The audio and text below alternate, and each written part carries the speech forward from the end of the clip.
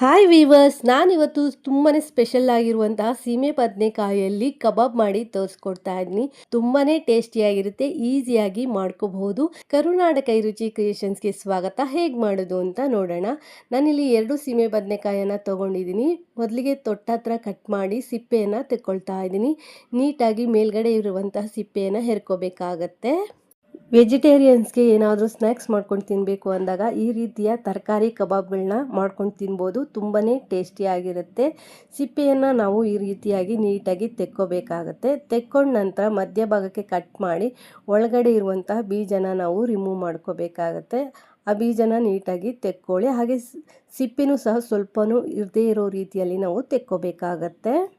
ಸೀಮೆ ಬದನೆಕಾಯಲ್ಲಿ ಹೇಗೆ ಪಕೋಡ ಮಾಡೋದು ಅಂತ ಆಲ್ರೆಡಿ ನಾನು ಶೇರ್ ಮಾಡ್ಕೊಂಡಿದ್ದೀನಿ. ಆ ವಿಡಿಯೋ ನೋಡಿಲ್ಲ ಅಂದರೆ ನೋಡಿ, ಎಂಡ್ ಸ್ಕ್ರೀನಲ್ಲಿ ಹಾಕಿರ್ತೀನಿ.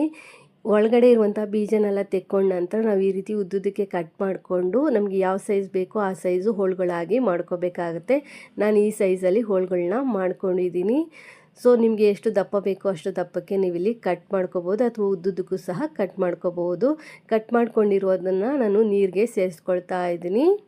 ಹೊಸದಾಗಿ ಯಾರೆಲ್ಲ ನಮ್ಮ ಚಾನಲ್ ನೋಡ್ತಾ ಇದ್ದೀರಾ, ನಮ್ಮ ಚಾನಲ್ನ ಸಬ್ಸ್ಕ್ರೈಬ್ ಮಾಡ್ಕೊಂಡು ನೋಡಿ. ವಿಡಿಯೋ ಏನಾದರೂ ಇಷ್ಟ ಆಯಿತು ಅಂದರೆ ಒಂದು ಲೈಕ್ ಕೊಡಿ. ಹಾಗೆ ನಿಮ್ಮ ಫ್ಯಾಮಿಲಿ ಫ್ರೆಂಡ್ಸ್ಗೂ ಸಹ ವಿಡಿಯೋನ ಶೇರ್ ಮಾಡ್ಕೊಳ್ಳಿ. ನಾನಿಲ್ಲಿ ಸೀಮೆ ಬದನೆಕಾಯಿನ ಕಟ್ ಮಾಡಿ ನೀರೊಳಗಡೆ ಸೇರಿಸಿ ಇಟ್ಕೊಂಡಿದ್ದೀನಿ. ಆಲ್ರೆಡಿ ನೀರನ್ನ ಕಾಯಲಿಕ್ಕೆ ಇಟ್ಕೊಂಡಿದ್ದೆ.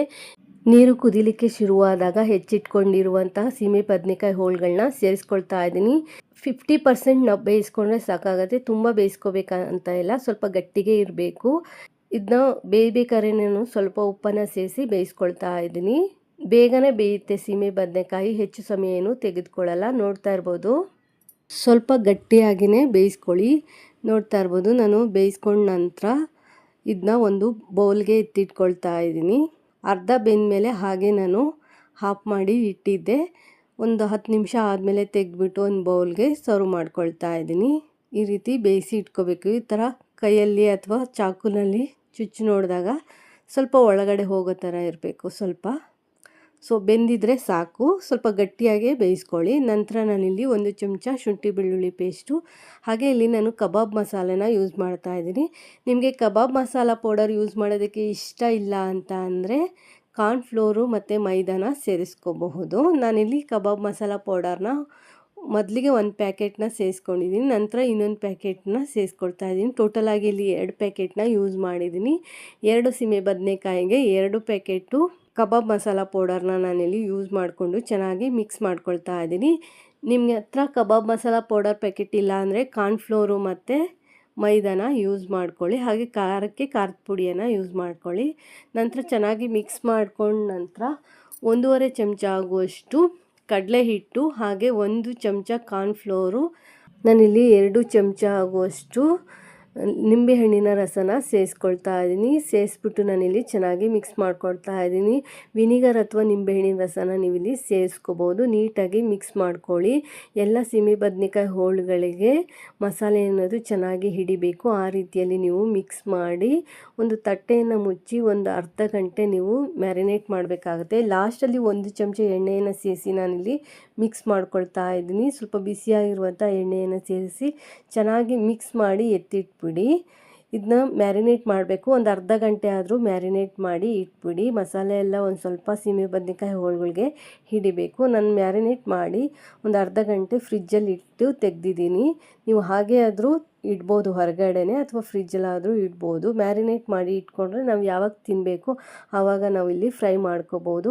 ಎಣ್ಣೆನ ಚೆನ್ನಾಗಿ ಕಾಯಲಿಕ್ಕೆ ಇಟ್ಕೊಂಡು ಎಣ್ಣೆ ಚೆನ್ನಾಗಿ ಕಾದ ನಂತರ ನಾನಿಲ್ಲಿ ಸೀಮೆ ಬದನೆಕಾಯಿ ಹೋಳುಗಳನ್ನ ಎಣ್ಣೆಗೆ ಸೇರಿಸಿ ಒಂದು 10ರಿಂದ 15 ಸೆಕೆಂಡ್ ಹಾಗೆ ಬಿಟ್ಟು ನಂತರ ಈ ರೀತಿ ಮಿಕ್ಸ್ ಮಾಡ್ಕೊಳ್ತಾ ಇದ್ದೀನಿ.